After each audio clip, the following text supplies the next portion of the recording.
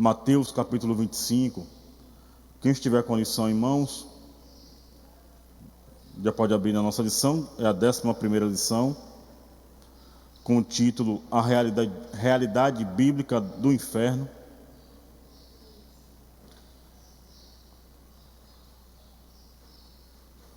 Mateus capítulo 25. Como o pastor Eugênio perguntou aqui mais cedo, quantos acreditam no inferno? E acredite, tá? Não é porque ele é um lugar ruim e que nós não queremos que ele não existe. Não é porque nenhum de nós um dia estará dormindo em uma cela de um presídio que o presídio não existirá.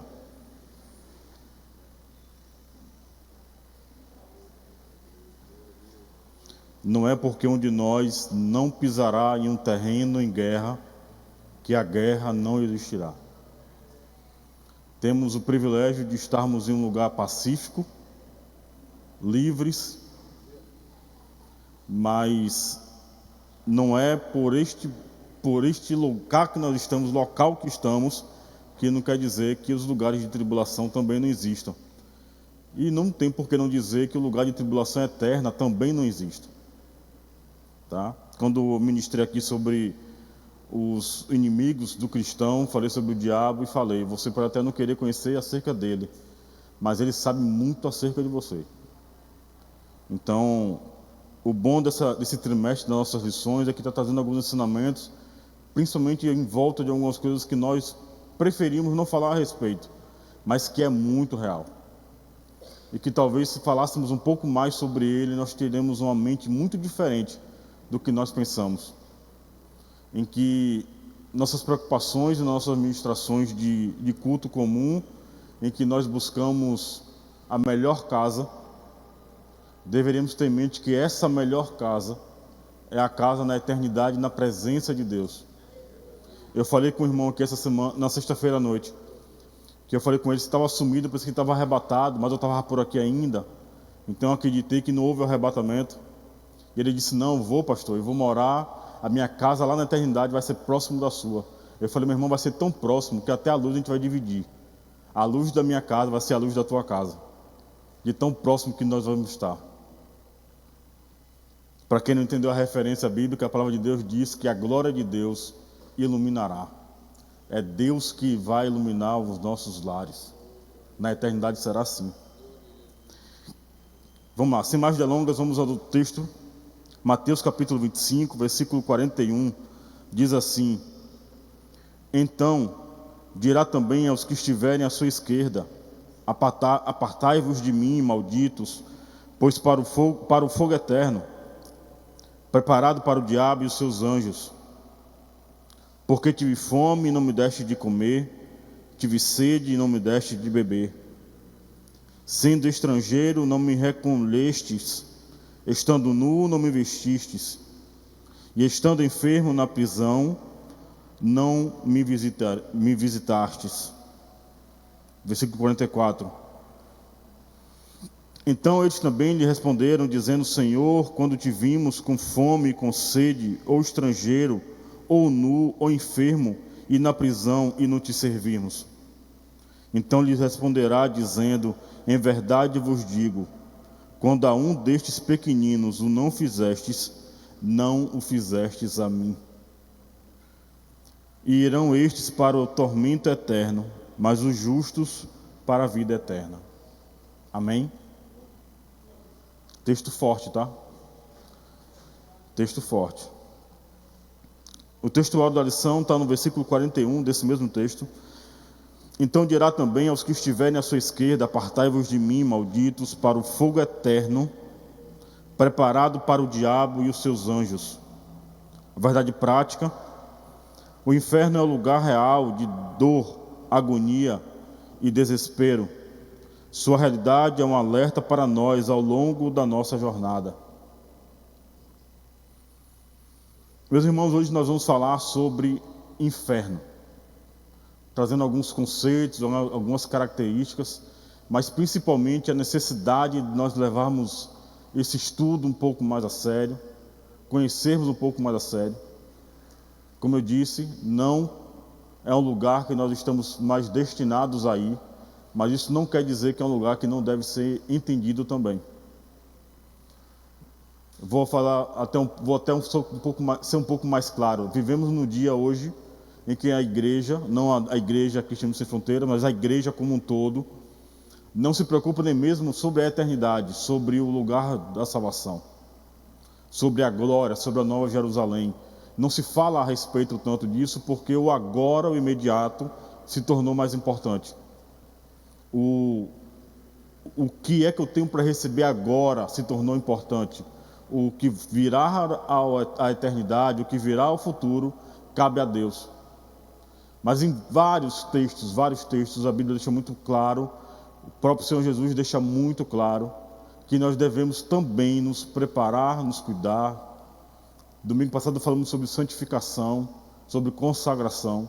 Precisamos continuar com esse mesmo entendimento, buscando cada vez mais a consagração, cada vez mais a santificação, para que tenhamos de fato um destino de prazer, um destino do gozo eterno, um destino na presença de Deus.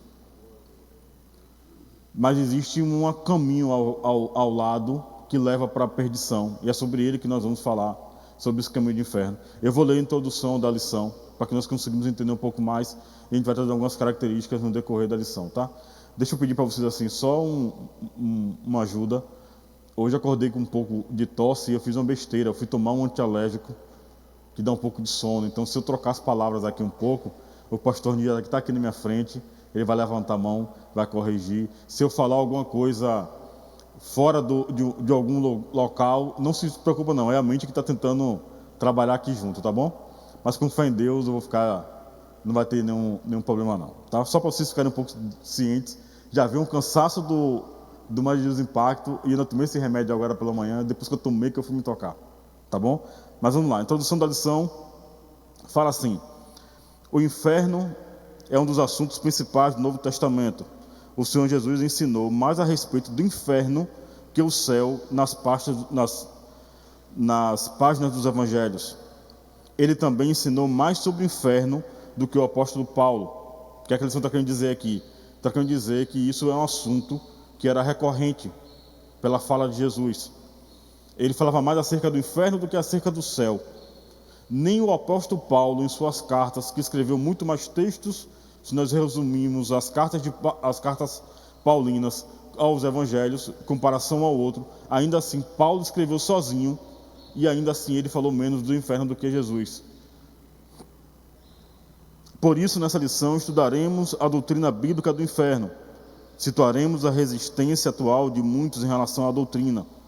Veremos as principais palavras que traduzem inferno e mostraremos que negar essa doutrina bíblica significa negar todo o cristianismo bíblico. Existem alguns alicerces em que o cristianismo é pautado. Se você se diz cristão, faz parte do cristianismo, protestante ainda assim, e ainda que não protestante, se faz parte do cristianismo, se você crê em Cristo, você precisa acreditar também no inferno.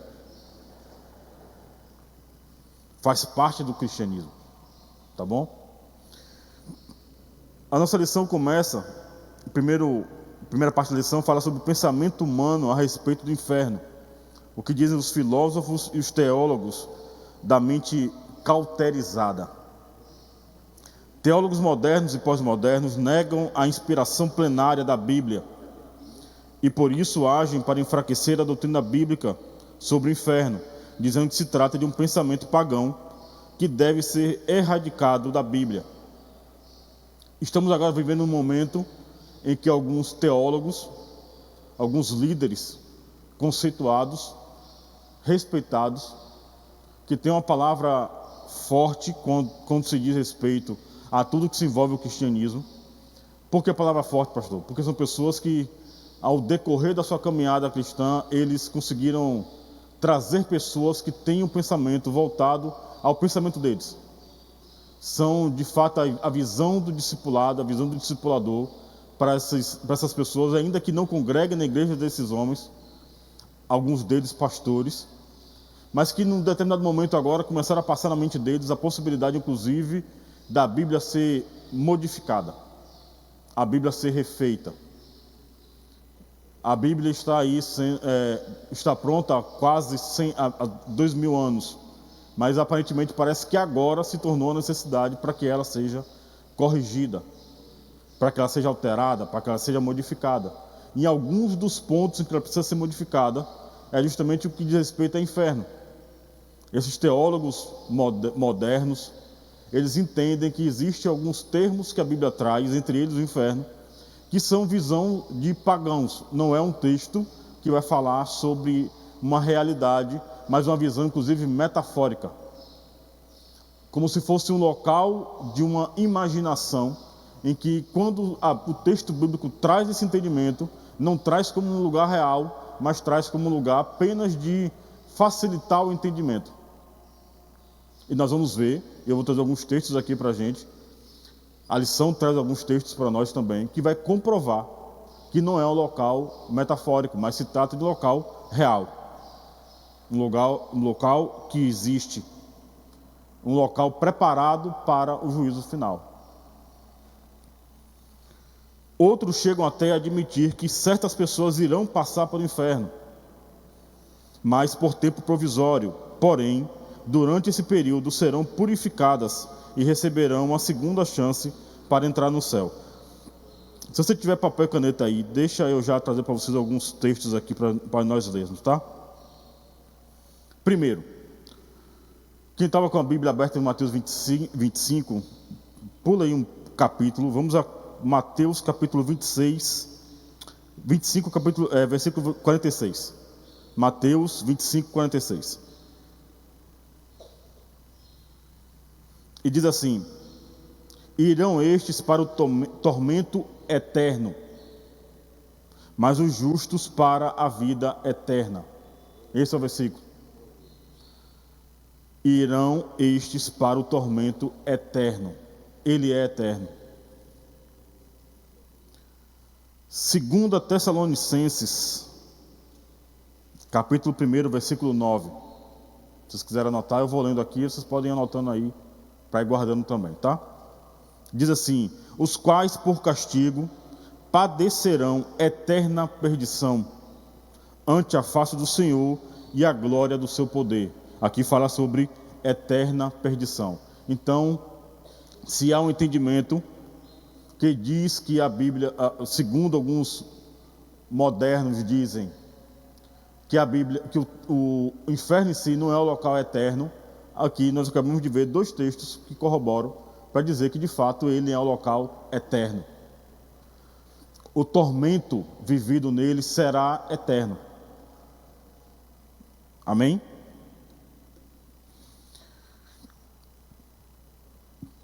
Essa é a visão que se tem. Alguns, inclusive, aí vamos falar sobre o cristianismo, né? Sobre a própria Igreja Católica, por exemplo, hoje, se tem alguns locais, como o local de purgatório, são locais que são criados dentro de um pensamento de pessoas que vão lá para poder pagar aquilo que fez de mal na terra. São alguns entendimentos acerca disso. Esses entendimentos pagãos, por exemplo, é o que faz com que esses teólogos entendam que esses textos precisam ser modificados. Vai ser difícil, como nós acabamos de ver na introdução, o próprio Senhor Jesus fala mais de inferno do que do céu. Então, se tirarmos as palavras de Jesus, imagine, né? Já seria difícil dizer assim, ó, a carta a Tessalonicenses foi escrita por Paulo, tira. Mas vamos tirar o texto de Mateus, em que é o próprio Jesus que fala. Agora é o próprio Jesus que está falando. Esses textos que Jesus está falando serão retirados. Se nós tirarmos todos os textos que vai falar sobre o inferno na Bíblia, principalmente como que vindo do próprio Jesus, com o conhecimento que ele tem, nós precisaremos também tirar o céu da Bíblia. Eu sou apaixonado por escatologia. Não sei tanto, mas sou apaixonado por escatologia. Mas eu entendo que quando nós falamos sobre escatologia na Bíblia, escatos, final, logia, doutrina, estudo dos últimos tempos, como falamos principalmente sobre o Apocalipse, algumas pessoas na igreja têm uma certa dificuldade de tentar lê-lo, de tentar entender. Eu conheço pessoas já conversou comigo algumas vezes e falou assim: não, pastor, eu já li a Bíblia algumas vezes. Não li Apocalipse. Quando chega Apocalipse eu paro, volto para Gênesis de novo. Apocalipse eu não vou ler. E eu disse: por quê? Eu digo: primeiro, porque eu não vou conseguir entender. Eu digo: deixa eu te falar, Apocalipse ele se explica, tá? Se você parar e ler direitinho, vai se explicar. A Bíblia como um todo, ela se explica. E ele falou mais uma outra situação que tem, a questão do medo. Não vou mentir, eu tenho receio de ler Apocalipse, que vai falar sobre muita coisa ruim. E aí eu falei com ele: meu irmão, deixa eu te falar uma coisa. Apocalipse fala sobre muita coisa ruim e eu te entendo. Apocalipse vai falar sobre grande tribulação. Vai falar sobre tormento eterno, vai falar sobre besta, vai falar sobre anticristo, vai falar sobre guerra, vai falar sobre taças da ira de Deus. Eu sei que vai falar tudo sobre tudo isso aí. Mas em Apocalipse também que vai falar, assim como fala da grande tribulação, fala sobre arrebatamento. Fala sobre as bodas do Cordeiro. Fala sobre a Nova Jerusalém. Fala sobre anciãos que adoram a Deus ininterruptamente. Apocalipse tem coisas ruins, mas tem coisas que a Bíblia cita como as mais belas. É em Apocalipse que o apóstolo João tem uma visão de Jesus que ele não teve durante muitos anos de caminhada. É o próprio João que em algumas pinturas se coloca aquele apóstolo que deita no ombro de Jesus. Não vou entrar em detalhe aqui, é muito pregado a respeito disso. Mas esse mesmo João que se deita sobre o peito de Jesus, sobre o seu ombro, é o mesmo que quando o encontra em Apocalipse, cai como morto ao chão diante da glória de Jesus. Apocalipse tem muita coisa ruim, tem um anticristo, mas tem o Cristo que vem matar o anticristo. Apocalipse fala sobre a besta, mas fala inclusive sobre duas testemunhas que morrerão pelo amor do Evangelho. A Bíblia fala em Apocalipse sobre muitos males, mas o caminho em que você vai seguir, se pelo caminho dos males ou pelo caminho das melhores bênçãos possíveis, está em Apocalipse. Você escolhe qual você faz parte. Ele está lá, está escrito. Não podemos tirar a doutrina do inferno da Bíblia, porque se tirarmos ela, tiramos também a doutrina do céu. Isso não pode acontecer. Eu não abro mão do céu. Você abre mão do céu? Mas vamos lá da continuidade.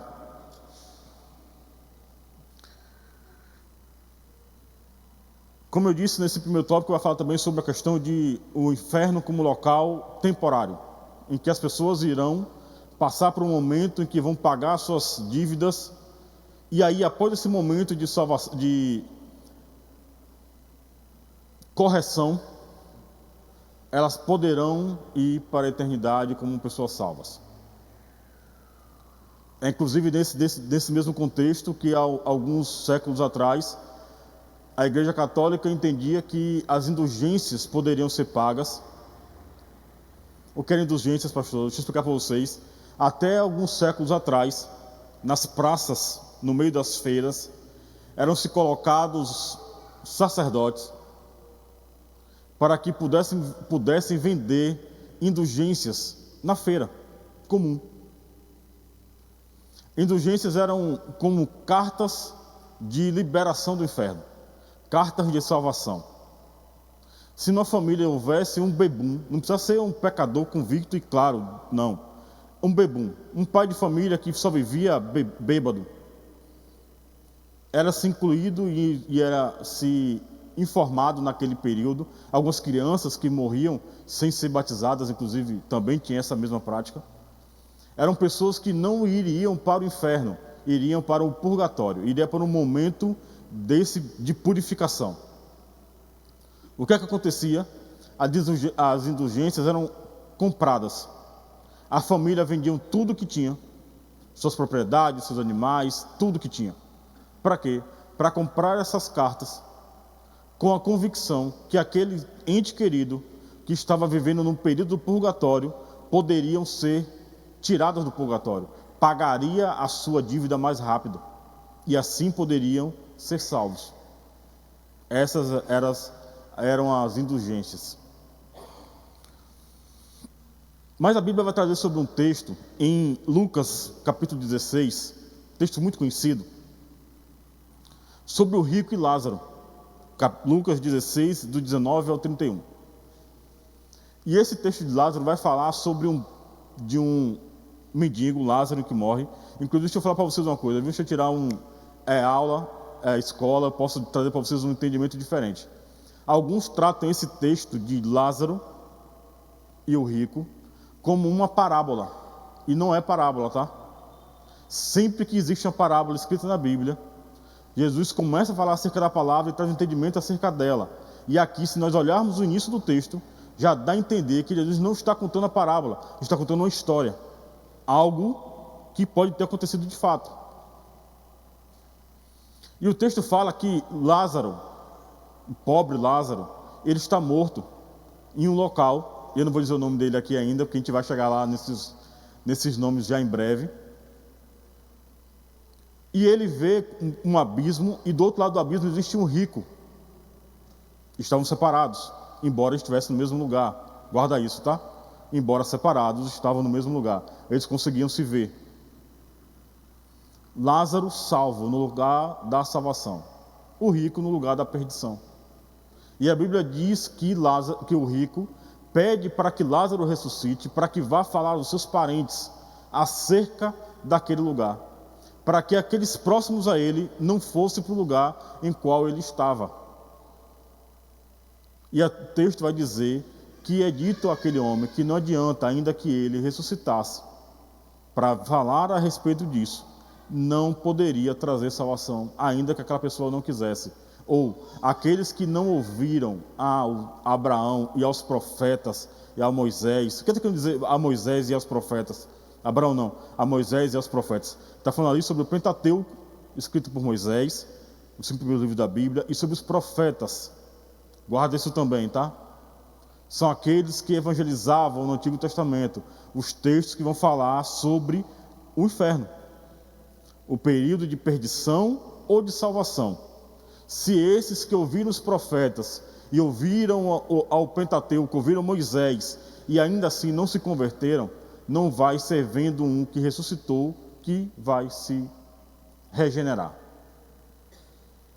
Mas esse texto de Lázaro, do rico e Lázaro, traz um entendimento também que ainda assim aquele rico não passará por um momento de purificação, mas ele está destinado ao inferno, para a eternidade. Amém? Assim também como o pobre Lázaro estava destinado à salvação. Porque não é após a morte que a pessoa há a possibilidade de regeneração. Deve ser enquanto vivo. Hoje, na nossa atualidade, no tempo da graça, enquanto não houver arrependimento, conversão, crer em Cristo como Salvador, não haverá possibilidade de regeneração. Não haverá possibilidade de salvação.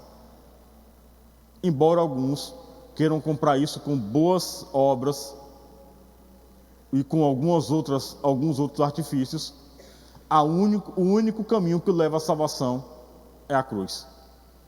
É crer na cruz. É acreditar no sacrifício de Cristo. Só a partir daí poderá haver salvação. É se arrepender e buscar a regeneração através da cruz. Só assim haverá salvação. Vamos lá, vamos dar seguimento. O ensino do universalismo. A ideia central do universalismo é a de que todos os filhos de Deus, e como ele é um ser de amor, não pode condenar o ser humano a uma punição eterna. O universalismo é uma linha de pensamento teológica que vai falar sobre alguns entendimentos de alguns líderes que entendem que Deus é um Deus de amor e que esse Deus que criou a mim, que criou você, não poderia ter criado o inferno para mim e para você. Então, por esse motivo, não há possibilidade para que alguém vá para o inferno. Porque no final de tudo, em sua misericórdia, Deus olhará e vai dizer: não vai para o inferno, vou tirar dali, porque é minha criatura, é minha criação, eu não vou permitir que ele vá para o inferno. O universalismo vai trazer esse entendimento. E é tão amplo, que para alguns desse pensamento, acreditam inclusive que o próprio Satanás será salvo, por também ser criação de Deus. Mas eu vou ler com vocês alguns textos, vamos lá, Mateus capítulo 13. Mateus 13, versículo 49. Se quiser anotar aí, vai anotar, eu vou ler aqui para a gente ganhar tempo.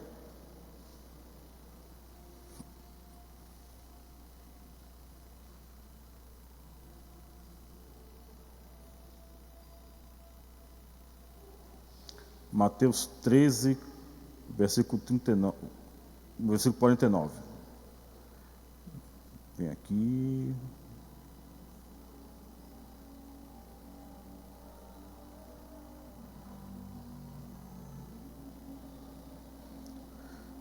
(49:50) 49:50 diz assim: assim será na consumação do século. Virão os anjos e separarão os maus dentre os justos, e lançá-los-ão na fornalha de fogo. Ali haverá pranto e ranger de dentes. Olha como é que, assim, dentro de uma visão de inferno, nós vamos falar um pouco disso logo agora em seguida, mas dentro de uma visão de preparação para o inferno, aqui eu também concordo, em que o inferno é criado para os anjos que foram caídos. Porém, todo aquele que nega a Deus, que nega a Cristo, e prefere viver dentro de uma doutrina desses anjos caídos, da doutrina dentro dos demônios, esses irão para o inferno junto com eles. Olha o que o texto diz assim, ó: virão os anjos e separarão os maus dentre os justos, e lançá-los-ão na fornalha de fogo. Então, todo aquele que prefere uma doutrina de demônios, viver dentro... O que é viver dentro da doutrina de demônio? De forma rasa, eu posso ser bem mais profundo acerca disso, mas aqueles que negam a Cristo em si já estão vivendo a doutrina do demônio. Não há caminho paralelo, não há caminho parecido, não há um caminho sozinho, se não for pelo caminho pelo qual Jesus falou. Aquele que quiser vir após mim, se quiser, aqui há uma escolha, se quiser vir após mim, tome a sua cruz e siga-me. Todo aquele que não quer seguir a Cristo, não quer carregar a sua própria cruz, está por um outro caminho. Não será o caminho ao qual Deus fez a criatura com o seu propósito, mas agora sim irá para o destino ao qual Ele quer, que é o destino com os demônios. Vocês conseguem entender? Mateus 25:46 diz também assim: irão estes para o castigo eterno, mas os justos para a vida eterna. O que aqui está querendo dizer? Haverá uma separação, haverá uma divisão, haverá um crivo. A raiz da palavra crivo, é aula, né? Vamos trazer mais um pouquinho de aula para vocês. A raiz da palavra crivo, esse cri, é a mesma raiz da palavra crise. É por isso que às vezes nós não entendemos algumas crises que acontecem, inclusive conosco. O que é crivo? Crivo é como uma peneira. Eu vou dar um exemplo para vocês bem claro. No período da pandemia, muitos não puderam trabalhar por conta da pandemia. Lojas fecharam, comércio fechou, empresas fecharam por conta da pandemia. Não foi isso que aconteceu? Existe um laboratório, eu trabalho com medicamento e sei, existe um laboratório que projetou a sua venda do ano. E o medicamento ficou muito conhecido na época, muito conhecido. Ao ponto que em um mês, um único mês, aquele medicamento vendeu toda a venda definida pelo dono da empresa para o ano inteiro. Em um ano, em um mês, um medicamento apenas, ele conseguiu vender tudo que a empresa projetou para o ano inteiro. Em um mês. Medicamento que eu posso dizer isso com conhecimento. Era medicamento que era desvalorizado.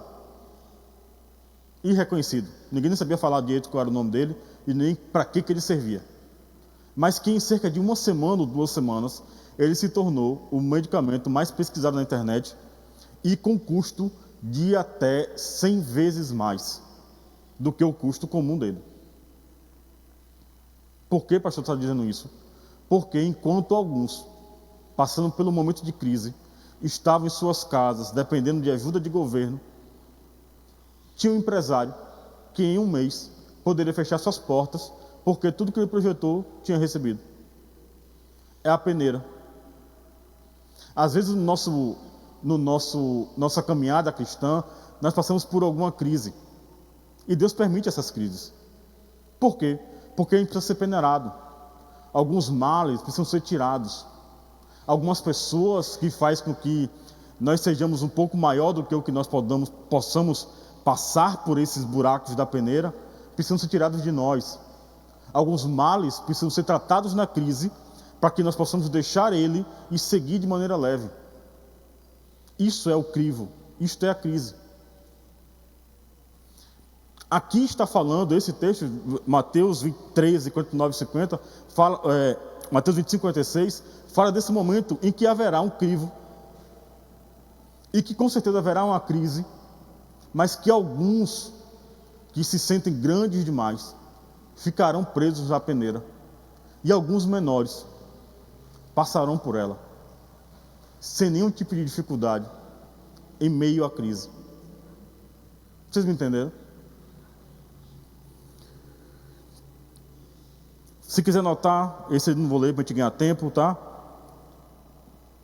Mais um texto que vai falar sobre o universalismo, o contrário do universalismo, 2 Tessalonicenses, capítulo 1, versículo 8 e 9, você pode anotar aí também. Já está aqui aberto, deixa eu ler aqui para a gente, para nós nos situarmos. Diz assim: em chama de fogo, tomando vingança dos que não conhecem a Deus, tomando vingança dos que não conhecem a Deus e dos que não obedecem ao Evangelho de nosso Senhor Jesus Cristo, os quais por castigo padecerão eterna perdição, entre a face do Senhor e a glória do seu poder. Precisa explicar mais? Em chama de fogo, tornando vingança dos que não conhecem a Deus e dos que não obedecem ao Evangelho do nosso Senhor Jesus Cristo, os quais por castigo padecerão eterna perdição ante a face do Senhor e a glória do seu poder. Aqui o universalismo deveria fechar as portas agora. Com esse versículo aqui, ele fecha as portas. Entenderam o universalismo? Entenderam? Vamos lá. 1.3 diz assim: o alerta apostólico. Não por acaso o apóstolo Paulo escreveu a respeito desses falsos ensinadores. Eles teriam aparência de piedade, mas negariam sua eficácia. Resistiriam à verdade, apostatariam da fé e dariam ouvido à doutrina de demônios, tendo suas consciências cauterizadas. Vamos lá, né? Atos 2:42. Ali já fala sobre a doutrina dos apóstolos, sobre ensinamento apostólico, ensinamento daqueles que receberam do próprio Cristo, mas que depender, no demandado tempo, alguns dos homens que, ainda que iniciariam a sua caminhada e entendimento dentro dessa doutrina de apóstolos, teriam suas mentes cauterizadas, e eles começariam a mudar o entendimento, ainda que de maneira muito leve, ainda que parecendo humilde. Eu lembro de um tempo atrás, e vou fazer uma crítica aqui agora, vocês desconsideram, a edição depois, se puder, corta isso aí. Só para dar um exemplo para vocês, de que às vezes nós nos enganamos muito com algumas coisas. Eu lembro de um tempo atrás, de algumas pessoas que dizem assim: vocês viram aquele pastor? Aquele pastor é muito humilde. Ele só ministra de calça jeans e de camisa mais velha. Olha como a roupa dele é mais velha. Olha como a calça dele é mais velha. Olha que humildade. Eu não sou o contrário, nem a roupa de um, nem a roupa de outro. Cada um veste a roupa que entende que deve vestir. Mas eram pessoas extremamente ricas, que diante da igreja se portavam com a roupa mais velha para dizer que eram humildes. mas que ao sair da igreja, iam para os restaurantes caros.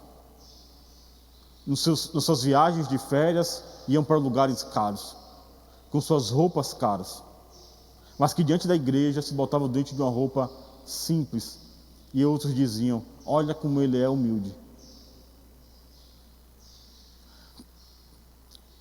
A gente tem que ter muito cuidado com aquelas pessoas que passam uma caricatura daquilo que não são, que demonstram ser pessoas que têm um amor diferenciado, uma humildade diferenciada, em que a vaidade olha para ele e se envergonha e sai de perto dele. Eu vou usar uma frase que às vezes eu costumo dizer: pessoas que chegam a sentir vergonha da própria humildade, de tão humildes que são. São pessoas assim, que às vezes são usadas porque ganham crédito e mérito, não pelo que são, mas o que transparecem ser. E que trazem entendimentos totalmente diferentes daquilo que de fato é o que a Bíblia diz. Alguns deles, inclusive, sabem que não é aquilo.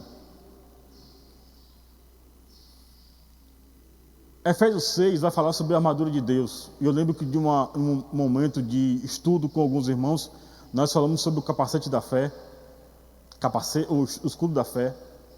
E eu lembro que quando eu falei sobre o escudo da fé, eu falei com eles acerca de alguns dados inflamados, de algumas coisas que poderiam ocorrer, e que era muito simples. E eu lembro que eu cheguei para o irmão e falei assim para ele: meu irmão, deixa eu explicar para vocês, antes do estudo, um versículo que pouca gente entende. O Senhor é o meu pastor, nada me faltará. Peraí, vem cá.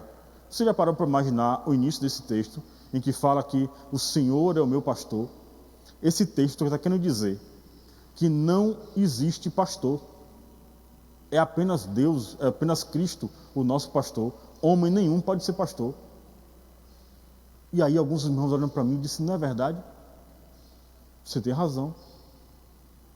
E eu falei assim: não, meu irmão, não tenho razão não. Estou te dizendo uma heresia.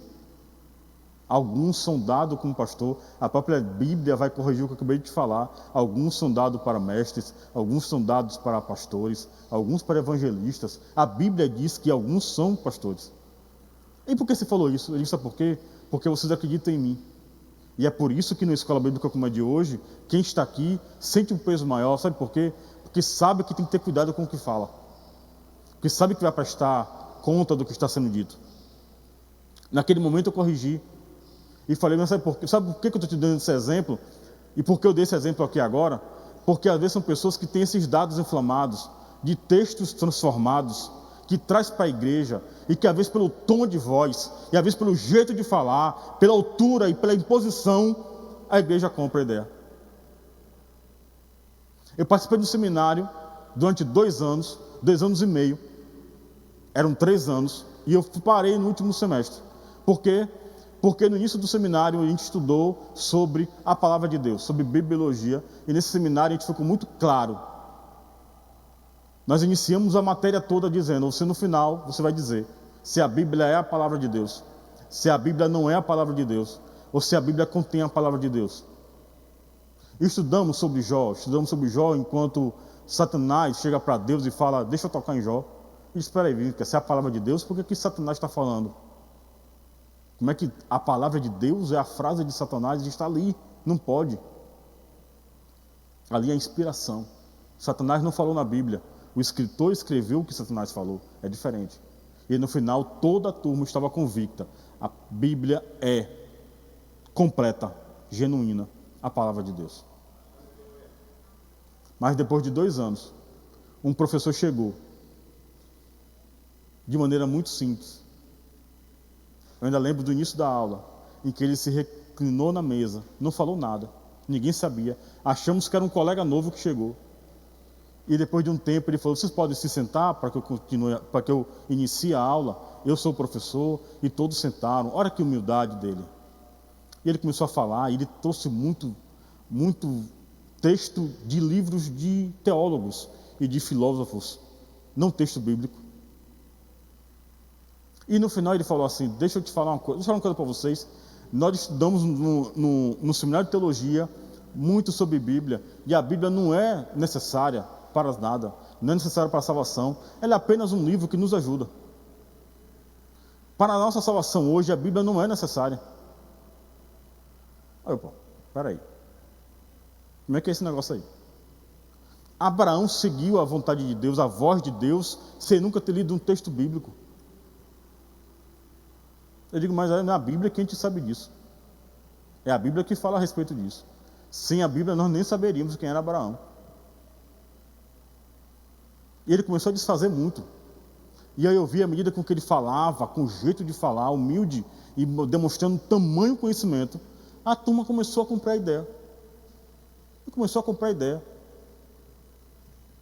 Eu lembro que naquela tarde eu tive uma dor de cabeça absurda. Eu não suportava ouvir todo mundo falando que era, não, é verdade, o senhor está certo. Ali foi praticamente minha última aula naquele seminário. Eu larguei o seminário por conta disso. Depois voltei, fiz todo o curso de novo aqui. Naquele lugar não fiz mais. Mas por que eu estou dando esse exemplo para vocês? Porque a gente tem que ter um pouco mais de cuidado de quem nós ouvimos e o que nós ouvimos. De ir atrás da Bíblia para saber o que é que o Espírito Santo diz. Não o que a pessoa está aqui dizendo. O que é a doutrina apostólica, o que é que a doutrina bíblica nos diz a respeito? Porque aquele homem trouxe um entendimento que aparentemente parece interessante, mas é verdadeiro? Quantos de vocês, quando acaba a escola, anotam algum texto, chegam em casa e lê o que foi dito? Se eu perguntar a vocês, e assim, é só um despertar. Se eu perguntar para vocês aqui qual foi o livro que nós lemos na leitura bíblica, vocês vão saber que livro foi, o livro que foi. Ah tá, eu sei que alguns sabem. Você sabe qual é o capítulo que nós lemos? Ou você nem mesmo anotou isso para depois ler em casa de novo, para saber e relembrar o que foi que a aula disse? Perdão se eu estou sendo um pouco chato agora, mas é porque a gente precisa despertar também em alguns pontos, e esses pontos precisam ser despertados em aula também. Cuidado com as entoações de voz, cuidado com as humildades, cuidado com o que você ouve, cuidado com esses dados inflamados, porque tem pessoas que se fazem tão amáveis que nós baixamos esse escudo da fé, e aí nós permitimos que a nossa fé seja abalada com esses dados inflamados. Às vezes uma frase mal colocada, às vezes um texto, nem por maldade, mas às vezes um texto fora do contexto. Vamos ter cuidado com isso. Amém? E a hora não me ajuda. Vamos lá. Como a palavra de inferno aparece na Bíblia. No Antigo Testamento, a primeira palavra a ser destacada no Antigo Testamento é Sheol. Alguns chamam Seol. Seol ou Sheol. Que significa mundo inferior dos mortos, sepultura, inferno, cova. Ela traz a ideia do Antigo Testamento para a moradia dos mortos, lugar que não tem retorno, tá bom? No Antigo Testamento em si, não se fala as vertentes, nós vamos falar acerca delas agora, das vertentes acerca do inferno, mas vai citar apenas o nome, Sheol ou Seol, em que é o local dos mortos, lugar de sepultura. Este é o local em que é dito no Antigo Testamento. Por quê? Porque no Antigo Testamento em si não vai se falar ainda sobre juízo. Vai falar apenas para o local em que os mortos vão. É esse Sheol, por exemplo, que é descrito como local do texto do rico e Lázaro. Aí eu fui na parábola, eu acabei de corrigir e vou errando também. De rico e Lázaro. É esse Sheol. Também conhecido como seio de Abraão. Alguns textos vão falar sobre o seio de Abraão. No Antigo Testamento não vai falar acerca do inferno enquanto local de juízo, mas sepultura, cova, local dos mortos. O ensino no Antigo Testamento sobre o destino das pessoas se concentrava mais para o lugar onde os corpos das pessoas iam, não para o destino da alma após a morte. Não há, portanto, um texto claro no Antigo Testamento a respeito da divisão do Seol entre um lugar de castigo e outro de bênção. No Antigo Testamento não há essa divisão. Amém? Vamos falar agora do Novo Testamento.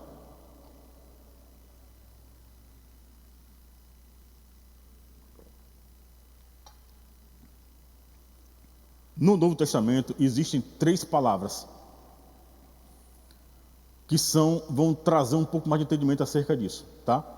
O Antigo Testamento, ele meio que aponta para o Novo acerca desse entendimento. Aparece no Novo Testamento, foram traduzidas para inferno, Hades, que traduz a palavra hebraica de Sheol. O Sheol do Antigo Testamento é traduzido para o grego como Hades. Também tem o nome Tártaro e tem o Geena. São os 2 termos gregos no Novo Testamento que vai falar acerca desses 3 lugares. O primeiro, o Hades. Aqui é onde as pessoas entendem que existe um entendimento pagão acerca disso, tá? Primeiro, por quê? Quem era Hades? De onde vem o entendimento sobre Hades? Hades também era o deus mitológico grego que cuidava do inferno, cuidava das profundezas. Local, inclusive, que tem o nome dele. Hades é o mesmo deus grego que fica responsável pelo lugar subterrâneo para onde os corpos iriam. O deus Hades, que dá lugar a este mesmo lugar. Traduzido de um entendimento do Sheol, que vem lá do Antigo Testamento. Os mortos eram enviados para este lugar. O corpo e a alma. O espírito não se falava a respeito, se falava sobre a alma e sobre o corpo que iam para o Hades. Para quê? Dentro de uma mitologia grega, seria Hades que cuidaria deste corpo. Eu acho interessantíssimo. Agora me veio à mente, eu acabei não anotando aqui, mas se alguém souber me ajuda aí. Em Apocalipse, inclusive, vai dizer que no final dos tempos, no dia do juízo final, a terra, a água, o ar há de prestar contas a Deus dos corpos que forem entregues. Até os elementos terão que prestar conta. Aí diz assim, não, mas eu fui... aquele parente querido foi cremado. Se foi cremado, não poderá ser trazido de volta ao juízo final. Deixa que até o fogo tem que prestar conta do corpo que ele queimou. O ar prestará conta, a água prestará conta, a terra prestará conta.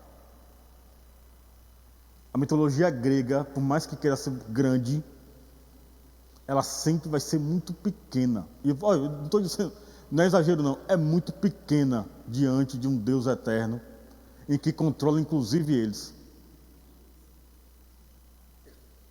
Inclusive eles. A mitologia grega é interessante, eu aconselho depois vocês lerem a respeito. O próprio Deus do mar. E aí o Deus do mar que não consegue sustentar um barco no meio do nada, porque até isso o Filho de Deus vem andando sobre ele. E Poseidon pode mexer na água que ele quiser mexer, na hora que o Filho de Deus olha para o mar e fala, aquieta. Ainda que existisse um Poseidon, ele deveria dizer assim, obedece. Se eu fosse você, eu obedecia. Nosso Deus é tremendo. Nosso Deus é grande. Nosso Deus é tremendo.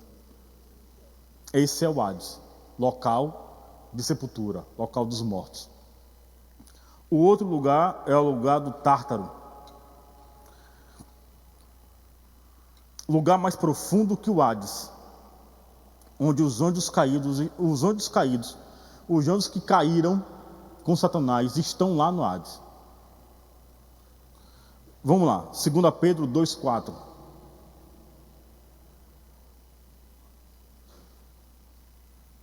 E eu acredito que se eu perguntasse se alguém está em dúvida acerca de algo que eu falei agora, eu acredito que alguém está. 2 Pedro 2,4.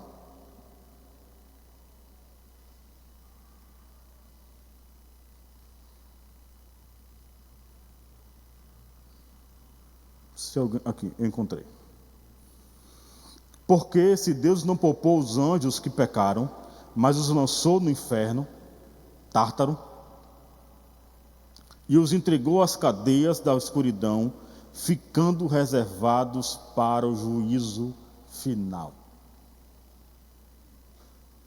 Esse texto aqui que você está lendo, quando fala sobre o inferno, a palavra aqui é Tártaro, original.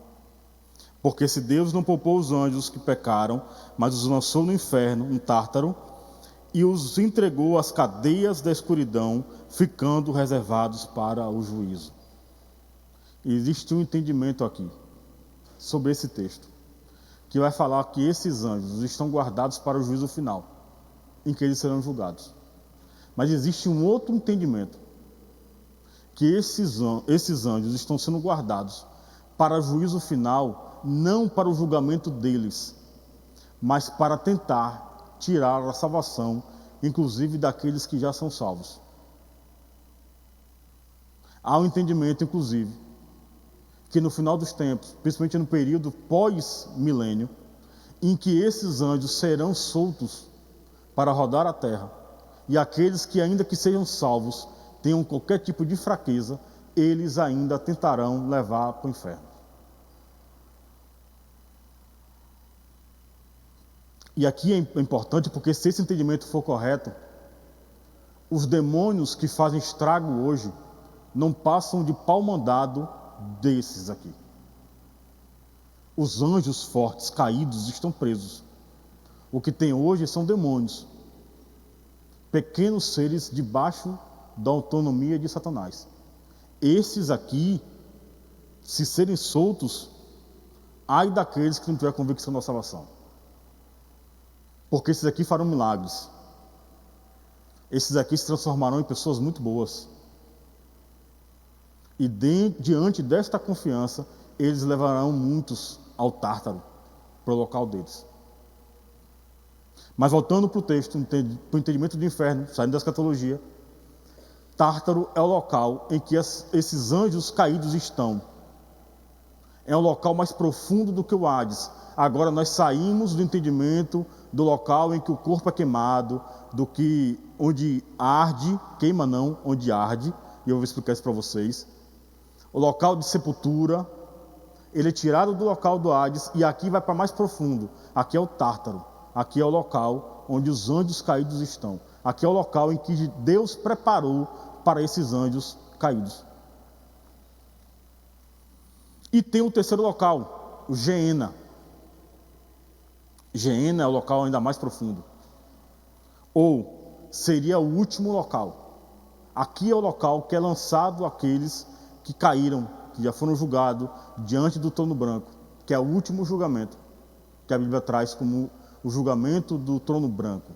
Serão onde todos serão colocados, como eu falei, aqueles que estão mortos serão colocados, a terra, a água, o ar, todos entregarão seus corpos para julgamento diante do trono branco.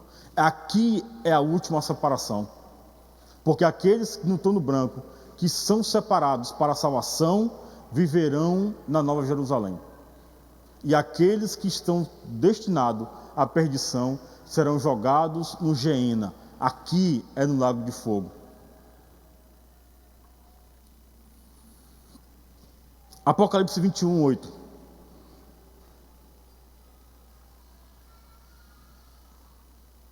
Tem um termo aqui que eu preciso que vocês leiam. Apocalipse 21, 8. Eu não separei esse texto aqui. Se alguém te encontrar aí, irmão Elmar, leva o microfone, por favor.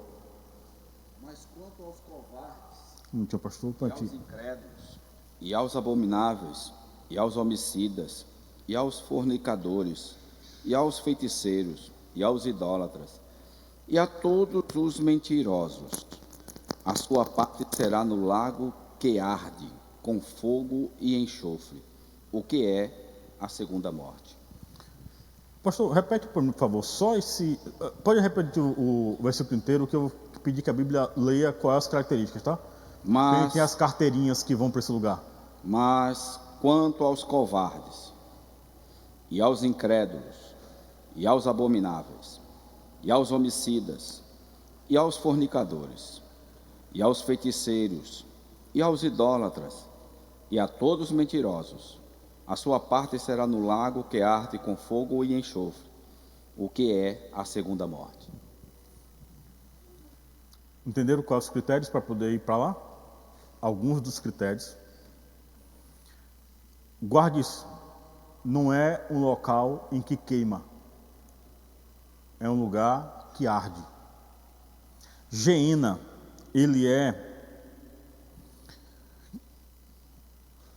oriundo do texto grego Guerrinon, que quer dizer Vale de Inom. Onde era o Vale de Inom? Inom é um lugar em que a prática de idolatria era muito forte em Israel, no período de Israel, muito forte. É neste lugar, por exemplo, que as crianças eram mortas em sacrifício a Moloque. Moloque era um deus que ele ficava sentado em posição de yoga, com a bacia no seu colo de azeite fervente, e as crianças eram lançadas nesse azeite fervente em adoração a Moloque. É de Moloque que vem a origem da palavra Moleque. Entendem? Então Moloque não era uma estátuazinha pequena, era uma estátua muito grande. Eram algumas maneiras de idolatria daquele local, tá? A mitologia grega, inclusive, vai falar sobre a questão inclusive de cristãos que foram mortos. O nome agora me fugiu da mente, mas inclusive de um bezerro, um boi de ouro, de bronze, por conta do calor, costumavam ser esculpidos ocos, em que pessoas eram colocadas dentro desse boi, fechadas e queimadas dentro, para que a fumaça saísse através da narina do boi, em adoração a alguns desses deuses. Mas em Inom, no Vale de Inom, era onde essas crianças eram levadas em sacrifício a Moloque. É um dos locais, mas era um local de extrema idolatria. Um local, inclusive, que para Israel se tornou um local de imundícia. Se tornou, inclusive, o lixão de Israel. Era o local em que o lixo era lançado. Existe um material que nós temos em nossa casa, um gás. O gás de cozinha é oriundo de um material chamado metano. O gás metano ele é muito rico no lixo, coisas podres. Deixa eu falar com você bem brevemente. Existe uma pergunta em Jó, que Deus faz a Jó, que é: Jó, onde estão guardados os tesouros da neve, em qual guardei para o dia do juízo final? Para o dia final. Existe um entendimento que todo o lixo da época de Noé, da arca de Noé, da época do dilúvio, todo o lixo foi levado para um local da terra. E este lixo está até hoje juntando gás metano. Existem vídeos hoje de pessoas que vão para o local de neve, gelo, em que eles furam e que o gás nesses lugares presos já geram fogo, e eles mostram no meio da neve o fogo queimando. Mas vamos sair um pouco de Jó, vamos botar para o entendimento de Inom. Aqui em Feira nós temos nosso lixão, as cidades grandes costumam ter lixão. Se vocês verificarem lá, existem alguns lugares que são abertos alguns buracos para que queime. Você não entende por que está queimando. Alguns entendem até que está queimando o próprio lixo. Não é. Por que está fazendo aquilo ali? Se nesses locais de lixão não houver esses buracos de saída desse gás metano, aquele local existe uma possibilidade muito grande de explosão. Então esse gás ele é lançado para fora e é queimado para que não chegue à camada de ozônio. Então, para que não exista nenhum mal à camada de ozônio, ele é queimado no lixo. Mas o gás metano ele é criado pelo próprio lixo, pela própria imundícia. Isso precisa entender. No Vale de Inom, todo o lixo é lançado nesse lugar. E no Vale de Inom, este queimar era frequente, por conta do gás metano. Daí o entendimento que eles trazem acerca do Inom, e aí vem a palavra do grego, agora atualizada, Geena, de um local que queima perpetuamente, continuamente. Só que no Geena, no inferno, tem algo a mais. Porque no Geena, o fogo não se queimará. A Bíblia não fala que o fogo queimará. A Bíblia fala que arderá. Pastor, qual a diferença? A diferença é que se eu pegar isso aqui e colocar no fogo, ele vai queimar e vai se destruir. Mas lá, todo o corpo que estiver no inferno, ele não se acabará. Ele continuará sentindo a dor do ardor do fogo, mas não se consumirá para a eternidade. A carne não acabará, ela continuará queimando e ardendo. É por isso que a Bíblia não fala que o inferno queima, mas sim que ele arde.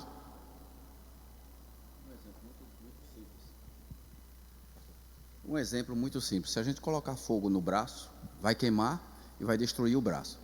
Mas se colocar gelo, ele só vai arder.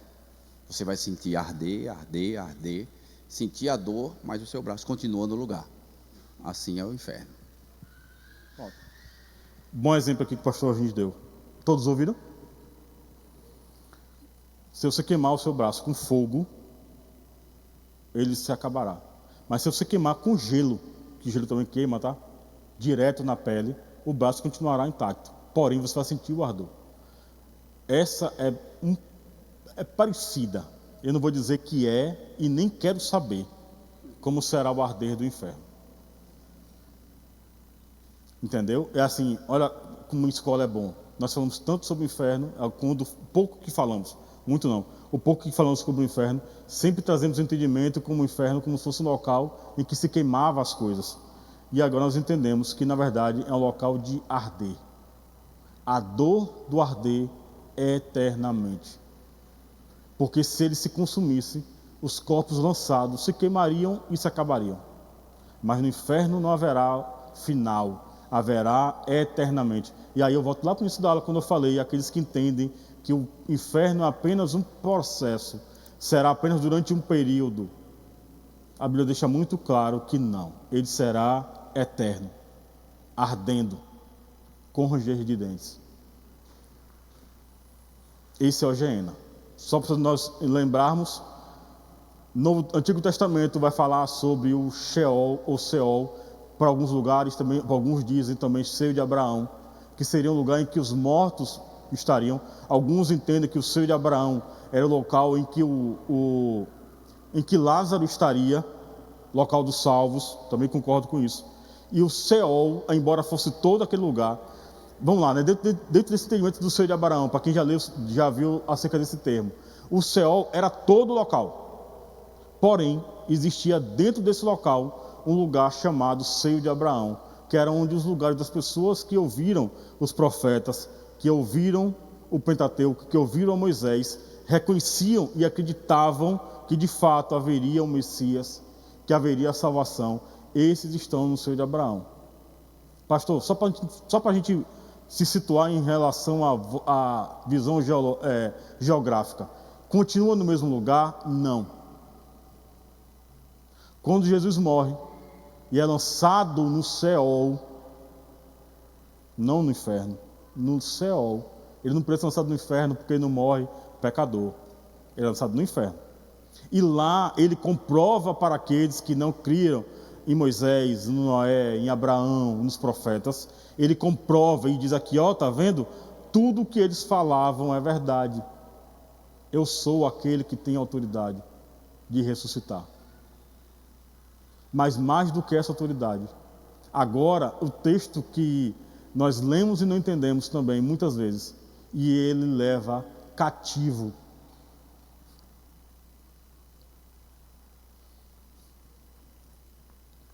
Peraí, vocês me conhecem. E diante de também autoridade, Jesus leva cativo o cativeiro.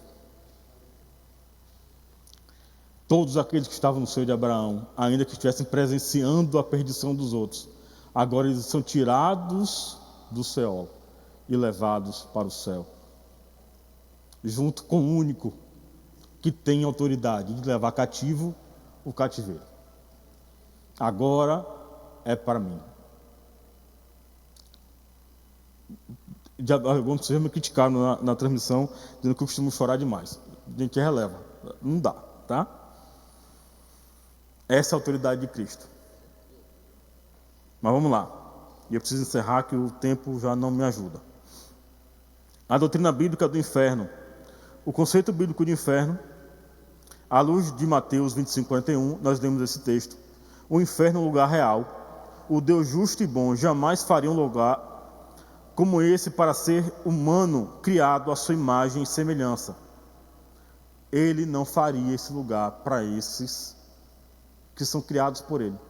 Porém, aqueles que decidem viver dentro de uma vida baseada no que os ensinamentos demoníacos, com a vontade demoníaca, contrária à vontade de Deus, vão ter que ir para lá também. Entretanto, quando o ser humano despreza Deus e a sua palavra, colocando-se sob o governo do Deus deste século, o diabo, será também sentenciado e destinado ao mesmo lugar que Satanás e seus demônios foram. Então, a doutrina bíblica de inferno traz que ele é real. E embora não tenha sido criado para mim e para você, porque Deus cria a humanidade, cria Adão e cria Eva, puro, sem pecado, ainda assim a humanidade descamba ao pecado, descamba a uma vida pecaminosa. Mas aqueles que creem em Cristo, que não faz a vontade do diabo, vou usar uma metáfora agora aqui, baseada no texto bíblico, tá? Aqueles que preferem não comer de frutos proibidos, estes continuarão com a ideia do que Deus quis, de ser levado ao momento de eternidade, imortais e vivendo na presença dele, visitando-o e sendo visitado, como Adão era visitado, voltando ao início. O que ensina a doutrina, a realidade do inferno, é um ensino integralmente bíblico. Se você quiser anotar aí, eu não vou ler o texto para te ganhar tempo, tá? Se você quiser anotar, que não tiver lição, Mateus 10, 28, Mateus 23, 33, Marcos 9, 43 e Lucas 11, 12, 5. É descrito como lugar de tristeza, vergonha, dor e extrema agonia. Isso porque o ser humano irá para o inferno de maneira integral, corpo e alma. Não serão lembranças. E aí eu trago de volta o texto de Lázaro e o rico. O rico ali estava preocupado com a sua família. O que isso quer dizer? Que o entendimento continuará no inferno. Quem está no inferno não será como um demente que não entenderá porque está lá apenas sofrendo. Ele saberá o motivo pelo qual ele está no inferno. O corpo, esse que queimará, que arderá. A alma, com entendimento, sabendo do porquê que está ali. O castigo será eterno. Diversas passagens do Novo Testamento denotam a realidade do inferno como lugar de castigo eterno, fogo inextinguível, fornalha acesa, trevas, fogo eterno, lago de fogo. São alguns dos termos em que a Bíblia vai trazer, principalmente no Novo Testamento, acerca de algumas características do inferno. O lago de fogo. Alguns entendem, inclusive, né? Olha aí, nós não conseguimos chegar no subterrâneo do planeta. Mas a cada momento que mais descemos, mais quente fica. Dando clareza e entendimento de como é quente lá, nas profundezas. Castigo tem relação direta com o pecado. Não será lançado no inferno aquele que não entende que tem pecado. Se eu dissesse para vocês, não será lançado no inferno aquele que não tem, só será lançado no inferno aqueles que têm pecado, eu diria que inclusive nós estaríamos lá. Mas a partir do momento do arrependimento e da misericórdia de Deus, através de Cristo, a partir deste momento, mesmo aqueles que são pecadores, que se arrependeram, poderão se livrar desse lugar. Todos os pecadores que não se arrependeram dos seus pecados, serão lançados no lago de fogo, o inferno, logo após o julgamento do grande trono branco. Se vocês quiserem ler sobre o grande trono branco, Apocalipse capítulo 20, vai falar sobre o grande trono branco. Leiam a respeito.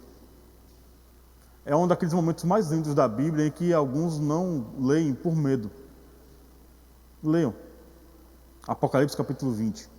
Eu ia colocar aqui só o texto do trono branco, mas eu vou pedir para você ler o capítulo 20 inteiro. O ensino bíblico é claro e simples. Os que rejeitaram a Cristo receberão castigo eterno. Os que escolheram a Cristo receberão a vida eterna. Portanto, a escolha de ir para o céu ou para o inferno, se passará a eternidade com Cristo ou sem Ele, é pessoal. Portanto, a escolha de ir para o céu ou para o inferno, se passará a eternidade com Cristo ou sem Ele. Essa escolha é pessoal. Não dependerá do seu pastor, do seu líder, do seu marido, da sua esposa, do sacerdote, do que quer que seja. A escolha é pessoal. A escolha é sua. Eu vou finalizar com um pensamento que me veio o professor falou em sala de aula sobre o fim dos tempos, sobre escatologia. Sobre alguns pensamentos que nós devemos começar a pensar um pouco mais. E quanto mais o tempo se estreita, mais devemos pensar a respeito. E o pastor, falando a respeito disso, ele falou: imagina como será a cena. Imagina, de fato, o arrebatamento acontecendo. E aí nós precisamos refletir acerca disso. Imagina, nós pastores, o pastor Vinícius está aqui comigo, ficando. O pastor Valmir também está ali comigo, alguns pastores estão comigo. Imagina o pastor ficando. Parte da igreja ficando.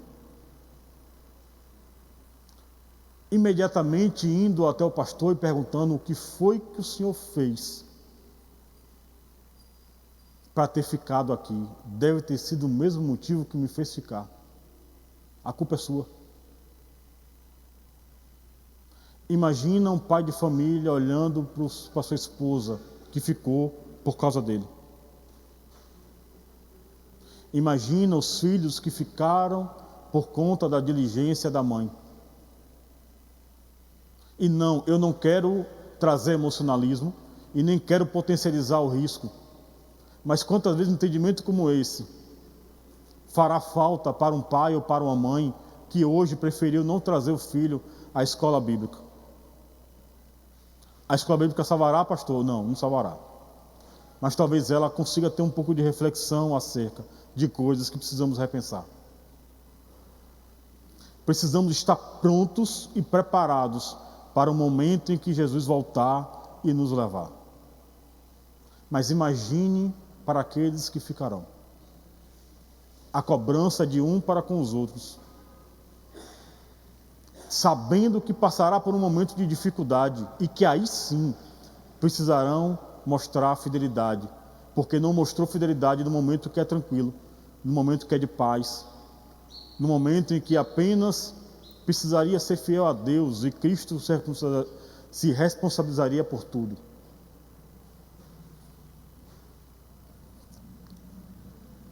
A igreja não quer ouvir falar sobre o fim dos tempos. A igreja não quer ouvir falar sobre o inferno.